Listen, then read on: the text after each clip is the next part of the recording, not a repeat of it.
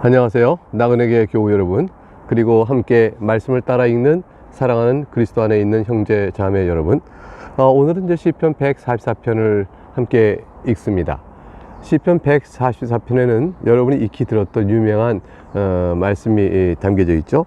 여호와를 자기 하나님으로 삼는 백성은 복이 있도다. 많이 들으신 말씀이죠. 이게 시편 144편에 나오는 말씀인데, 다윗은 이 시편 144편에서 하나님께서 인생을 이끄시고 복을 주시는 큰 능력의 주권자이심을 선포합니다. 그리고 그러한 하나님께 자신의 구원을 의탁하는 그런 내용으로 구성이 되어 있습니다.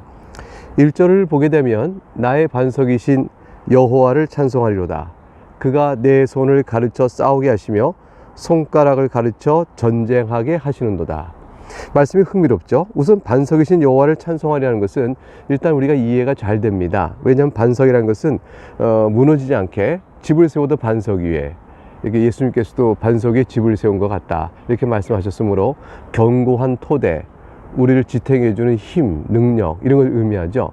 특별히 이제 그가 내 손을 가르쳐 싸우게 하시고 손가락을 가르쳐 전쟁하게 하시도다, 이런 말씀과 맞물려 보면은 반석은 이제 전투 상황에서 생각해 보게 되면 공격을 할 때 힘이 되어주고 방어할 때 자기를 지킬 수 있는 아주 든든한 바위를 의미합니다. 대개 이제 이 바위는 높이 형성되어 있고 위에서 내려다 보게 되는 것이죠. 그래서 바위로 견고하게 되어진 큰 요새를 전투 상황 속에서는 의미한다 볼 수도 있겠습니다.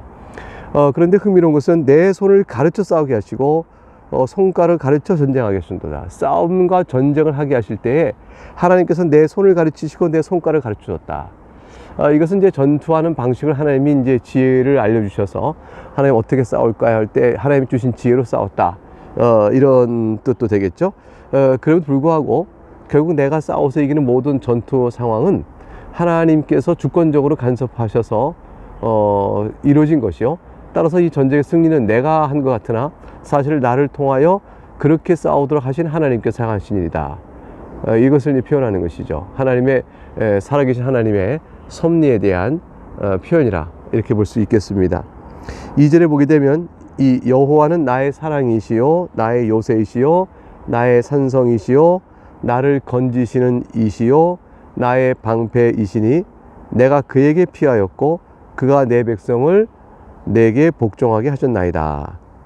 하나님에 대한 사랑을 말하고 요새라 말하고 산성이라 말하고 나를 건지시니시오 방패라, 이렇게 계속 이어지는 표현을 다윗이 열거하고 있습니다. 이건 하나님과 다윗 사이에 더없이 친밀한 인격적 교제가 있었고 하나님이 다윗을 세밀하게 보살피고 있었다는 사실에 대한 자기 고백을 이렇게 하나님에 대하여 표현하고 있는 걸 볼 수가 있겠죠. 요새, 산성, 나를 건지시며 방패, 이 모든 것들의 토대는 하나님께서 다윗에 대하여 가지시는 또는 보이시는 그 성정에 있습니다. 그게 뭐냐면 사랑이에요. 하나님은 다윗을 사랑하시는 거죠. 하나님은 여러분을 사랑하십니다.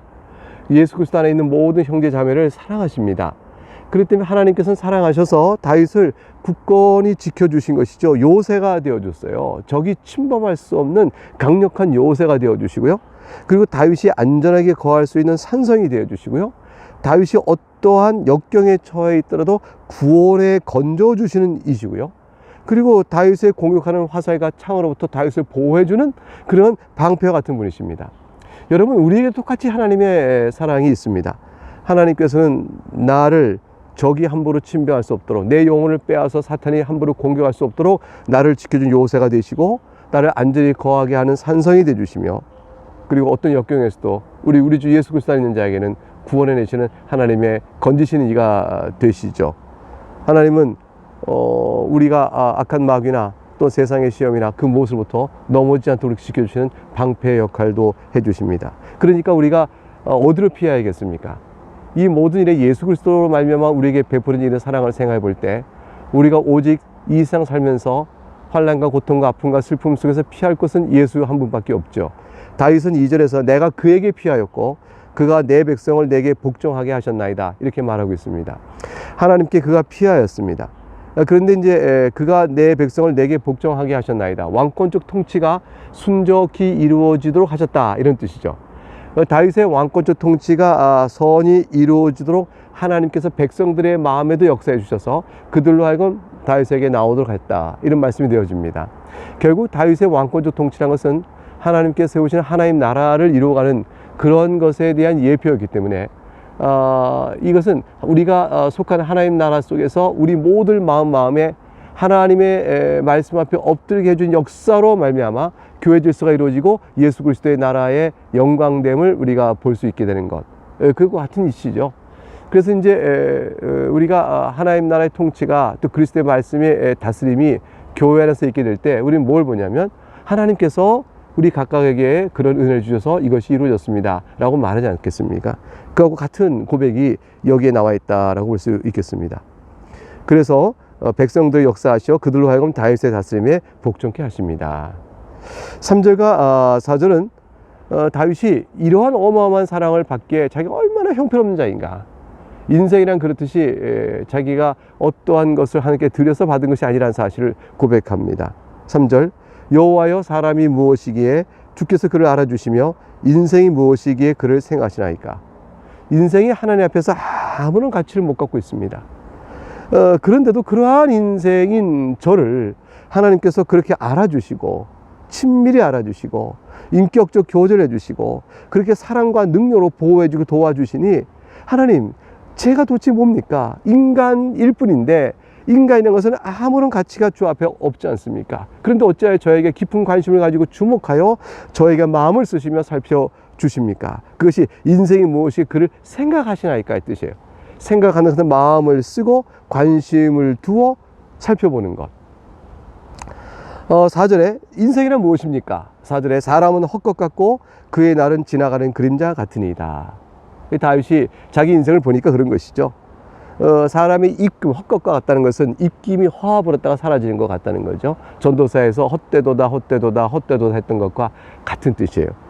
그러니까 사람은 입김과 같이 잠깐 있다 그냥 수익 사라져 버린 것이죠.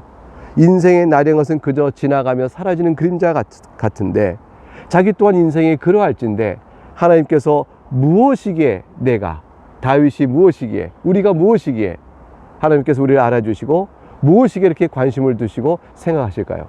우리가 무엇이기에 하나님께서는 자기 아들 내어주어 우리를 구원하실까요? 우리가 무엇이기에 우리는 헛것이여 지나가는 그림자 같은 존재입니다. 오직 하나님의 은혜만을 감사할 따름이겠죠. 주님께서 우리를 그렇게 대하여 주시는 것에 대해서.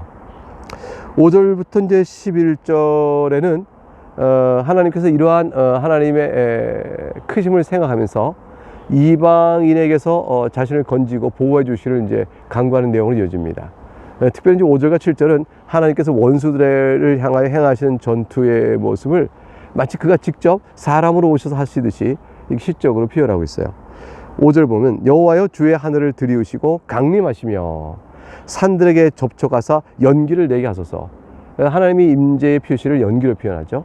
그러니까 시내산에 강림했을 때 구름이 빽빽하고 또 번개가 치지 않습니까? 그러니까 6절에 번개를 퍼뜩이사. 이게 다 하나님의 임재의 영광의 놀라움입니다. 하나님께서 임재하실 그 능력으로 놀랍게 원수들을 흩으시고 주의 화살을 쏘아 그들을 무찌르소서. 하나님의 능력의 임재를 구하고 있어요. 7절 위에서부터 주의 손을 펴사 나를 큰 물과 이방의 손에서 구하여 건지소서. 이게 하나님께서 이렇게 임하여 하시는 이 전투의 모습은 실제 하나님께서 강림하시고 신대 접촉과 연기를 내고 번개를 버쩍이고 이렇게 하면서 원수를 내쫓는 일에 간섭하시라 이런 뜻은 아니에요. 그거 아니고 마치 하나님이 쓰시는 하나님의 백성의 군사력을 동원해서 적군을 칠 때 그 위용과 그 힘은 우리의 하나님께서 우리와 함께 하시다 라고 말하므로 마치 이렇게 절대적인 승리가 보장되듯이 우리가 완전히 이길 수 있겠습니다. 하나님 저들을 완전히 패퇴시키시고 하나님의 승리를 주의 백성을 통해서 보게 하소서, 이런 이제 뜻이 되어지겠죠. 우리가 이제 다윗이 승리하고 나면 다윗은 자기 전투의 승리를 이렇게 고백하는 겁니다.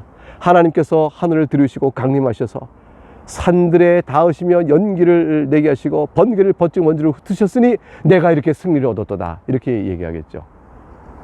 위에서부터 손을 펴서 큰 물에서 건지시고 이방인 손에서 구한다 되어 있습니다. 큰 물이라는 것은 자기가 어떻게 헤엄쳐 나올 수 없는 휩싸이면 쓸려 죽을 수밖에 없는 엄청난 세력을 뜻하잖아요. 거기서부터 위에서 손이 내려오셔서 나를 건지셨습니다. 8절, 왜 이방인들을 저렇게 하나님께서 멸하기를 간구할까요? 이방인의 영적 성격이 나옵니다. 그들의 입은 거짓을 말하며 그의 오른손은 거짓의 오른손이니이다. 오른손은 특별히 맹세할 때 사용하거든요. 선서, 맹세할 때. 그런데 오른손이 거짓의 오른손이라는 것은 그들은 맹세하는 것조차도 거짓말이라는 것이죠.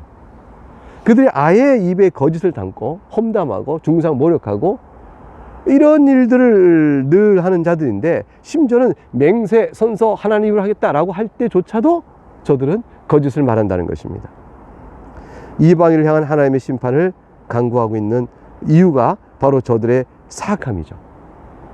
마귀가 거짓의 아비라 주님께서 말씀하셨는데, 거짓을 자신의 입에 달고 사는 사람들, 그게 바로 저들입니다. 그러니까 하나님께서 저들 멸하여 주옵소서라고 하게 되죠. 9절에 그렇게 하실 하나님을 향하여 내가 주께 새 노래로 노래하며 10줄 비파로 주를 찬양하리이다. 10줄 비파로 주를 찬양한다는 것은 이제 성지에서는 악기를 가지고 찬양을 올리겠다는 뜻인데, 새 노래로 찬양한다는 건 무슨 뜻일까요? 그것은 이제 새로운 마음으로 이전에 부르던 찬양도 새롭게 하겠습니다 라는 뜻도 되고, 두 번째는 환난 가운데 하나님이 구원하신 그 사건이 그때그때마다 새로우니 그 사건을 노래할 때 새 노래가 되어진 것이죠. 때와 장소는 바뀔 테니까요. 그 다음에 또 하나는 그러한 구원 사건을 경험으로 인해서 내가 하나님을 알아감이 새로워져서 또 하나님을 향해 찬송하는 노래가 새 노래입니다 라고 할 수 있겠죠. 마음의 새로움, 하나님을 아는 일에 대한 새로움, 또 주께서 내게 행하신 일에 대한 새로움, 이 모든 걸 담아서 새 노래로 찬양한다, 이렇게 할 수 있겠습니다. 우리가 이제 주 앞에 나와 예배할 때도 새 노래로 찬양하죠. 찬송가에 있는 곡은 정해진 볼륨을 갖고 얘기하니까 거기서 골라서 찬송을 우리가 할 때 새 노래가 아닌 것 같죠. 그러나 그 노래 가사에 담겨있는 고백은 우리에게 새롭습니다. 노래 부르는 심령도 새롭고, 그 고백으로 고백되는 하나님 이해도 새롭고, 그 고백을 우리에게 주신 내 삶의 경험과 사건들도 새로운 것이죠. 그래서 우리 성도는 항상 옛것을 추억하며 부를 뿐더러 오늘 우리가 동행하고 있는 하나님을 바라보면서 새 노래로 찬양을 하는 것입니다. 10절, 주는 왕들에게 구원을 베푸시는 자시요 그의 종 다윗을 그 해하려는 칼에서 구하시는 자신이다. 이게 이제 새 노래를 부른 것의 내용이 10절에 나왔다고 볼 수 있어요. 왕들에게 구원을 베푸시니 새 노래로, 종 다윗을 해하려는 칼을 구하시니 새 노래로. 이게 이제 새 노래의 소재가 되겠죠. 근데 특이한 것은 주는 왕에게, 다윗에게라고 하지 않고 왕들에게 그랬어요. 이 왕들은 다윗과 그의 후손들에게 주님께 약속하신 왕권의 견고한 계승, 그걸 통해 이루실 하나님 나라, 그것은 약속이 있는데 그 약속들을 실현하기 위해서 왕들에게 구원을 베푸신 자다, 이렇게 말씀했다 볼 수 있죠. 왕들이 구원이 필요할까? 왕들은 세상에서 볼 땐 가장 강한 자입니다. 군사력 있죠, 돈 있죠, 강한 자인데 왕들에게 왜 구원이 필요하겠어요? 물론 왕들과 왕들이 싸운다면, 왕과 왕과 싸운다면 한쪽은 이기고 한쪽은 지니까 구원이 있겠지만, 여기서 말하는 것은 왕이라 할지라도 하나님께서 구원을 베풀지 않으면 누구도 스스로 구원을 이룰 수 있는 자가 없습니다 라는 뜻이죠. 그래서 다윗의 후손에게 약속하신 하나님 나라, 예컨대 사무엘하 7장 12절과 13절에 너의 수완이 차서 내 조상들과 함께 누울 때 내가 내 몸에서 너의 씨를 너의 뒤에 세워 그의 나라를 견고하게 하리라. 그는 내 이름을 위하여 집을 건축할 것이요 나는 그의 나라 왕위를 영원히 견고하게 하리라. 여기서 다윗의 몸에서 날 씨를 내 뒤에 세워 그 나라를 견고하게 하리라.